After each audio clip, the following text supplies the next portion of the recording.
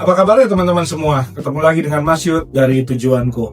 Video kali ini mau ngebahas tentang kenapa kita nggak pernah ngerasa cukup. Kenapa kita nggak pernah ngerasa apapun yang kita punya, apapun yang sudah kita punya, rasanya kok tetap kurang. Teman-teman mungkin udah kerja keras, udah berusaha jadi lebih baik, tapi tetap ada suara kecil dalam hati yang bilang, kamu kurang, kamu gagal. Kamu nggak sebanding sama si A, sama si B, sama orang lain. Kalau kamu pernah ngerasain itu, saya mau kasih tahu satu hal yang penting. Bahwa perasaan nggak cukup itu bukanlah sebuah fakta.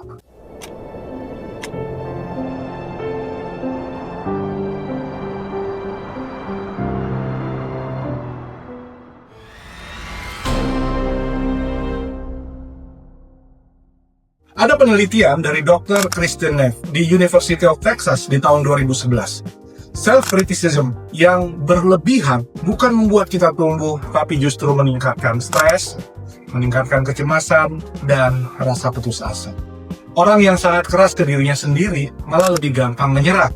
Bukan karena mereka lemah, bukan karena mereka ngerasa kurang, tapi karena setiap langkah yang mereka lakuin itu terasa salah di mata mereka sendiri. Mereka terus mengkritik diri mereka sendiri dengan begitu keras. Dan tahu nggak sih, orang-orang yang sukses mereka juga pernah berada di titik itu. Mereka pernah mengkritisi diri mereka dengan sangat keras. Artinya apa? Rasa kurang itu jadi sangat manusiawi. Itu bukan pertanda bahwa kayak kamu tuh nggak layak, atau kamu gagal, atau kamu bodoh gitu ya. Bukan. Biar gampang saya mau ceritain lewat satu analogi sederhana. Di sebuah kebun tuh ya ada anak-anak sekolah kayak menanam bibit. Semua tanaman tumbuh dalam waktu 1 minggu. Ya tumbuh kecil lah gitu. Kecuali ada satu pot kecil di sudut pagar dari sekolah itu. Kemudian anak-anak yang lain tuh kayak mulai berbisik. Woi, tanamannya gagal. Woi, dia salah rawat. Sementara pemilik tanaman itu dia diam. Tapi dalam diamnya itu, dia diam-diam juga mulai merasa. Dia mulai merasa bahwa dirinya gagal. Tapi bagusnya dia tetap siram, dia tetap rawat, dia tetap percaya sama tanamannya, sama pekerjaannya. Dan di minggu keempat, tanaman itu akhirnya tumbuh. Memang lambat, tapi tanaman itu jadi lebih kuat. Bukan benihnya yang salah, tapi prosesnya saja yang butuh sedikit lebih banyak waktu. Ini sama aja dengan hidup kita kebanyakan. Bukan kitanya yang gagal, bukan kitanya yang kurang. Barangkali kitanya cuma belum sampai di musimnya gitu, belum sampai di masanya. Mungkin kita cuma butuh ruang dan kita bukan butuh hukuman. Kalau kamu butuh contoh lainnya, teman-teman mungkin udah sering banget dengar cerita mengenai J.K. Rowling. Sebelum dunia mengenal Harry Potter, dia ditolak oleh mungkin 12-an penerbit besar. Bahkan ada yang bilang bahwa tulisannya kurang menarik, pasarnya terlalu sempit. Terus apa ya yang terjadi kalau misalnya si Rowling percaya bahwa suara itu adalah fakta, suara itu adalah kenyataan? Mungkin kita nggak akan pernah baca kisah Harry Potter. Dan si J.K. Rowling sukses bukan karena dia selalu yakin, tapi karena dia milih untuk tetap melangkah.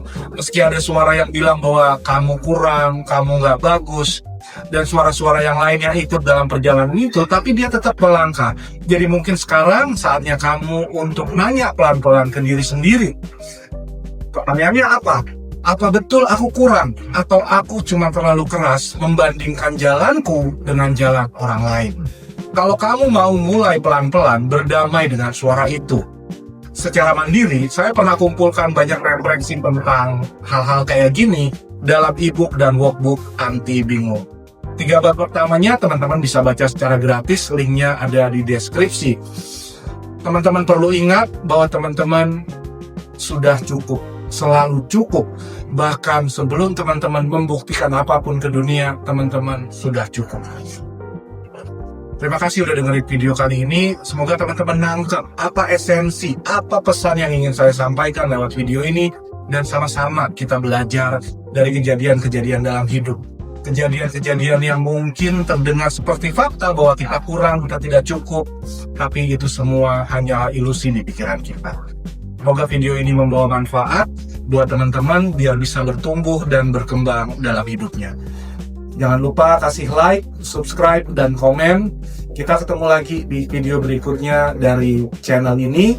Pastikan teman-teman nyalain notifikasinya supaya nggak ketinggalan konten-konten baru dan pembicaraan-pembicaraan yang kadang singkat, kadang panjang dari video-video di channel Tujuanku.